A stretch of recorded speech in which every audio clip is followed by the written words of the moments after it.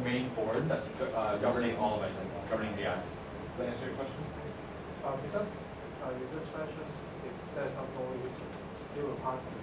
Oh, okay. That law issue will be done with the global plenary. Yeah. So it'll go to like a subcommittee. They will look into it and make a recommendation, and then we vote on it. And we're the ones that are also like taking care of it, execution. Okay. How is everybody's energy? Like, is it too dry or? Somehow like you guys need to, I want you guys to understand this. I know that's like a lot of information and dry information. So yeah, I mean it doesn't make sense for me to move on if like you guys are lost or if it's like, you guys. Yeah, for the internal audit, if we need to pay. Depends. If you can source someone who can do it like for free, then it's great. But if you need to find them, then yeah, we can pay.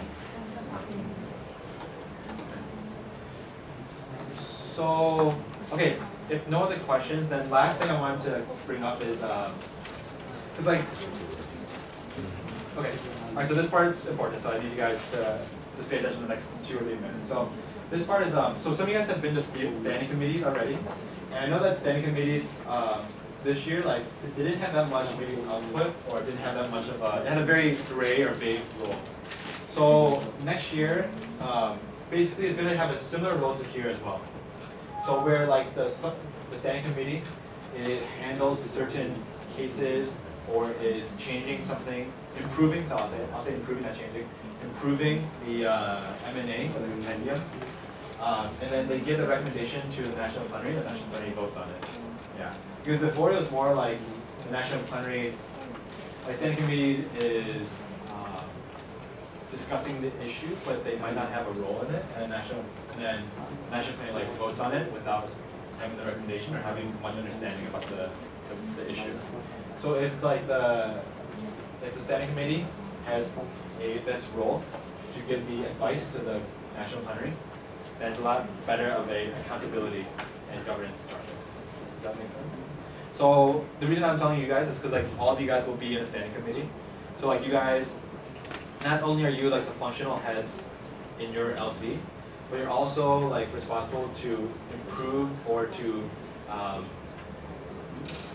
more or less like be a guardian for like that function in terms of like the governance and like how it works. Does that make sense?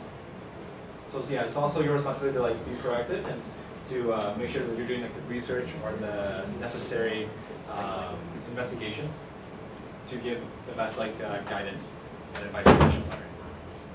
Okay? Does that make sense? Or is everybody lost? Can you get like a thumbs up? I guess maybe you don't really understand about what Ham has mentioned, because like in the past years, standing committee is more like a report function. Like they just come to standing committee and report for the work of the LC. But now actually standing committee, they have their rights or they have the power to voice out their, because they are supposed to expertise of their functional area. Because like the other functional area, they may not be that expert in, like maybe you're doing I6, you will not know more about like ER. But like if you are working in ER, you have the expertise. So you suppose have the sense, and then you know how to keep track of that functional area.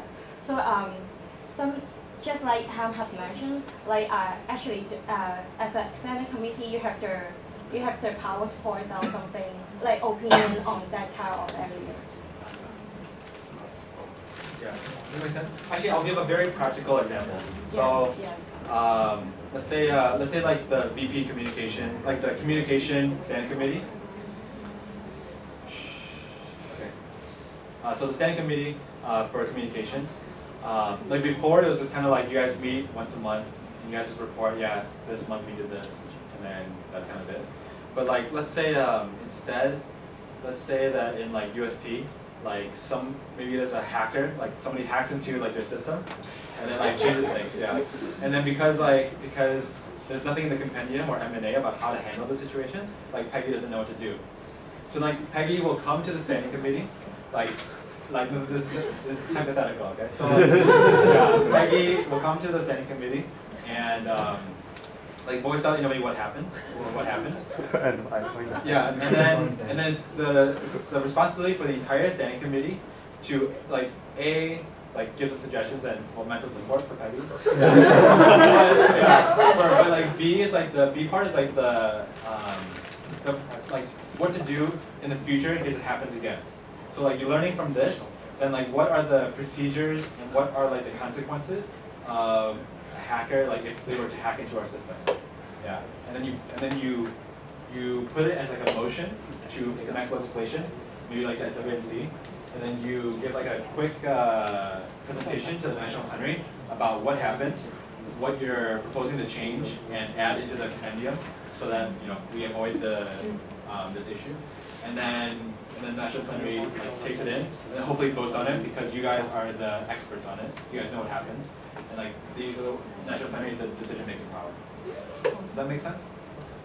So like you guys are responsible to like proactively improve our governance, or any type of thing.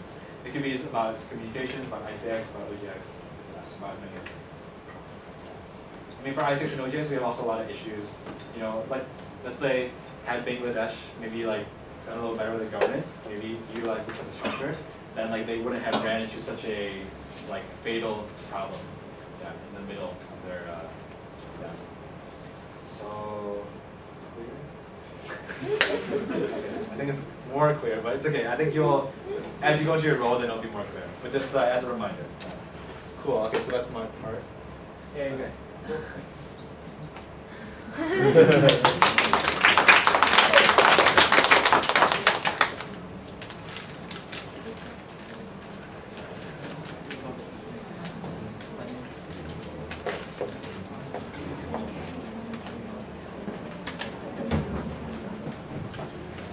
So you all like want to have a